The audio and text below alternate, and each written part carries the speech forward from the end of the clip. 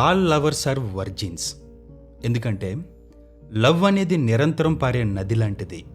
అందులో ఎలాంటి మలినాలు ఉండవు. తనను తాను నిరంతరం కోతకి గురి చేసుకొని తనని తాను శుభ్రపరుచుకుంటుంది.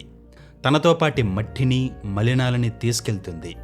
అందుకే లవ్లో పెయిన్ ఉంటుంది, ఘర్షణ ఉంటుంది, కొట్లాట ఉంటుంది, బట్ పవిత్రంగా పరిశుభ్రంగా ఉంటుంది. కానీ మ్యారేజ్లో అలా కాదు. అదొక చెరువు లాంటిది. పైకి చూడ్డానికి చాలా కూల్గా క్లీన్గా కనిపిస్తుంది. బట్ ఆ చెరువులో ఒక రాయి వేస్తే చాలు, అందులో ఉన్న బురద మొత్తం పైకి లేస్తుంది. కానీ అదే బండరాయిని ఒక పారే నదిలో వేసి చూడు, అది ఆ రాయిని చీల్చి చీల్చి పెడుతుంది, ముక్కలు ముక్కలు చేస్తుంది, తనతో పాటే తీసుకెళ్తుంది. గ్రీక్ ఫిలాసఫర్ అయిన హెరాక్లిటస్ ఒక మాట చెప్పాడు, you can't step in to the same river twice అన్నాడు. నది ఎప్పుడూ ఒక రాయిని 2 సార్లు తాకదు, అది ప్రవహిస్తూనే ఉంటుంది. అందుకే నదిలో స్నానం చేసే ప్రతిసారి నువ్వు ఒక కొత్త నీటిలో స్నానం చేస్తావు. సేమ్ నిజమైన లవ్ యొక్క స్వభావం కూడా ఇలానే ఉంటుంది. ప్రేమించే ప్రతి క్షణం కొత్తది. నిన్న ప్రేమించిన ప్రేమ ఈరోజు మళ్ళీ పుట్టాలి. అది పుట్టినప్పుడు మళ్ళీ వర్జిన్గా పుడుతుంది. మళ్ళీ తాజాగా, మళ్ళీ అమాయకంగా, మళ్ళీ భయంతో, ఒక తెలియని అందమైన వణుకుతో, మొహమాటంతో పుడుతుంది. కానీ మ్యారేజ్ ఏం చేస్తుంది? ఆ ప్రవహించే నదికి ఒక అడ్డుకట్ట వేస్తుంది. దానికి బౌండరీస్ పెడుతుంది. ఇది నా భార్య, ఇది నా భర్త అంటూ గుర్తులు పెడుతుంది. దాంతో నది ప్రవహించడం ఆగిపోతుంది. ఇక్కడ ఓషో చెప్పిన ఒక మాట చెప్పాలి. అతను లవ్కి మెమరీ ఉండదు, బట్ మ్యారేజ్కి మాత్రం మెమరీ ఉంటుందన్నాడు. ఇది విన్నప్పుడు కొంచెం వింతగా ఉండొచ్చు, బట్ ఆ వింతలో ఒక డీప్ హ్యూమన్ సైకాలజీ ఉంటుంది. ఫర్ ఎగ్జాంపుల్, నువ్వు ఒక పూల తోటలో నడుస్తున్నావు అనుకో. నీకు ఒక రోజ్ ఫ్లవర్ కనిపించింది. అది నిన్ను ఆపింది. దాంతో నీ శ్వాస ఆగింది. నీ కళ్ళు నిండిపోయాయి. ఆ క్షణం అది లవ్, అది వర్జిన్ ఎక్స్పీరియన్స్. కానీ మర్నాడు నువ్వు అదే తోటలో నడుస్తున్నావు. ఇప్పుడు నీ దగ్గర నిన్నటి మెమరీ ఉంది. ఆ కార్నర్లో ఆ గులాబీ ఉంటుందని నీకు ముందే తెలుసు. దాంతో నువ్వు అసలు ఆ కార్నర్ వైపే వెళ్ళవు. ఒకవేళ వెళ్ళినా ఆ గులాబీ నిన్ను ఆపదు.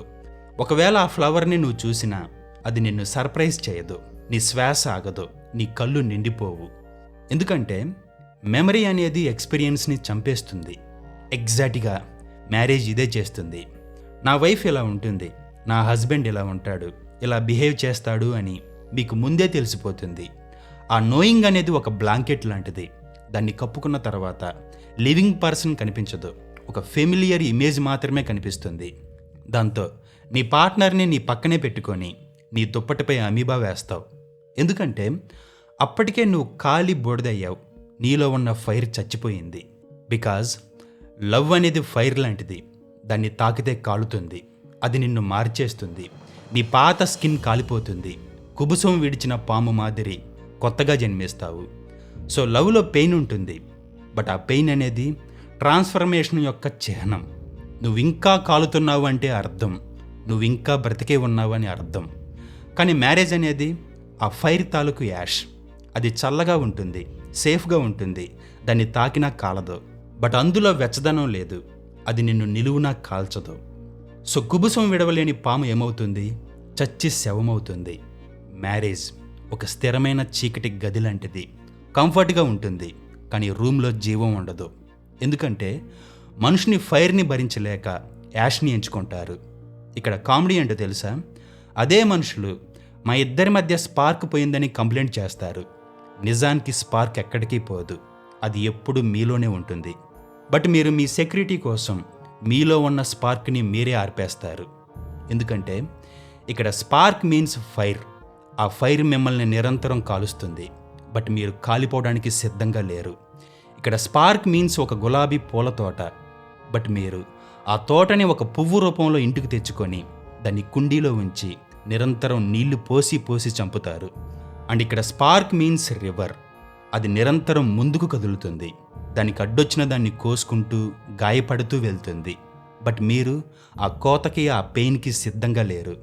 మీరెప్పుడూ కోరుకునేది ఒక బురదతో నిండిన నీటి గుంటనే, బట్ అందులో ఉండేవి బురద పందులే.